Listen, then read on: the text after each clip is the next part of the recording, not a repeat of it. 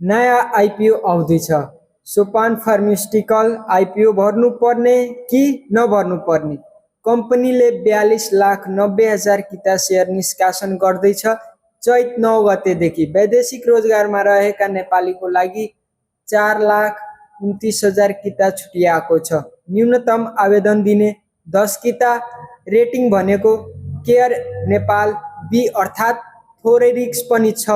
IRR भने 23.63%। तपाईँ long term invest गर्न चाहनुहुन्छ भने लङ टर्म लगानी भए अप्लाई गर्न सकिन्छ। फ्लो गर्नुहोस् शेयरशास्त्र आइपिओ एनालाइसिसको लागि। अनि यो सोपान फार्मास्युटिकल आइपिओ को फुल डिटेल मेरो बियोमा डिस्क्रिप्सनमा म हालिदिने छु। तपाईँ गएर तपाईँ फुल रिभ्यू जान्नुहोस्। कति किता छ, कतिले एप्लाई गर्नुपर्छ, के हामीहरूलाई पर्छ कि पर्दैन, कति त्यो आवेदन आउँछ, कति निष्कासन भयो, अनि फ्युचरमा यो कति रेट जान्छ, पक्कै मनमा चलिराख्यो होला। किनभने यो कम्पनी तपाईँ बुझिसक्यो हो, सोपान फार्मास्युटिकल यो औषधि बनाउने कम्पनी हो। औषधिको कहिले पनि मार्केटमा माग नै हुन्छ बढी, किनभने हाम्रो स्वास्थ्यसँग जोडिया छ। त्यही भएर तपाईँ फुल डिटेल रिभ्यू हेर्नका लागि मेरो डिस्क्रिप्सनमा भिडियो म लिङ्क राखिदिइसकेको छु। युट्युबमा गएर वाच गर्नुहोस्। Thank you for watching.